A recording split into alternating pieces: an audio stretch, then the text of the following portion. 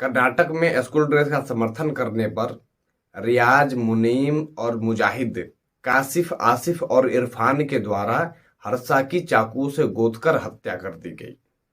और सिर्फ इस वजह से हत्या किया गया क्योंकि हर्षा ने स्कूल ड्रेस का समर्थन कर दिया था और हिजाब का विरोध कर दिया था।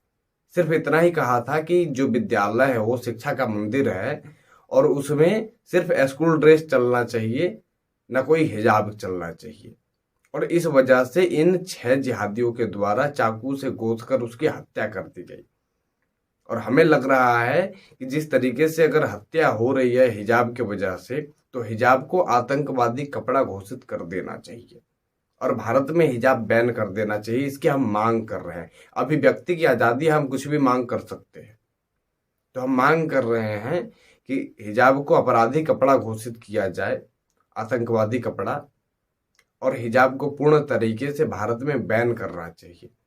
क्योंकि कई वीडियो आने वाले समय में हम दिखाएंगे कि किस तरीके से हिजाब के बहाने चोरी की जा रही है, किस तरीके से कत्लेआम मचाया जा रहा है सिर्फ और सिर्फ हिजाब पहनकर और हिजाब के वजह से।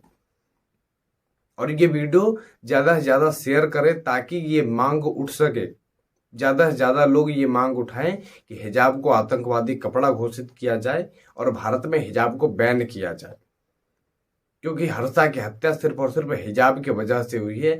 और भैया कमेंटर में कोई ये बोलने मत आ जाना कि तुम हिंदू मुसलमान कर रहे हो, नहीं तो तुम्हारी माँ को खोद देंगे वहीं पे, ध्यान रख लेना। ये धमकी नहीं दे रहा है, बता रहे हैं अम्मी सुरक्षित नहीं बचेगी तुम्हारी।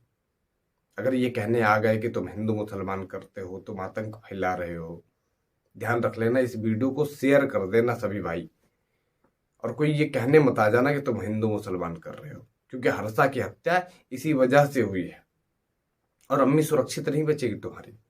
ये सोच लेना अगर ये कमेंट आ गया कि हिंदू मुसलमान कर रहे हो तो।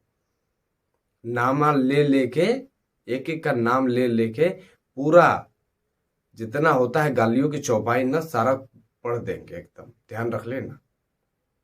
क्योंकि हर्षा की हत्या हुई है, भाई मरा है, एक हिंदू भाई मरा है हमारा, और इसका बहुत दुख है हमें। और हिजाब को आतंकवादी कपड़ा घोषित करना ही पड़ेगा भारत सरकार को, और हिजाब बैन करना चाहिए। जिस तरीके से ये हिजाब पहनकर जो आती है वहां पे चाइना में, किस तरीके से हिजाब सहित ही उठा दिया जाता है, काला कपड़ा नीचे से ऊपर कर दिया जाता है, उस तरीके से भारत में भी होना चाहिए, बैन होना चाहिए पूर्ण तरीके से हिजाब। बाकी वीडियो को इतने पे रोकते हैं। वंदे मातरम।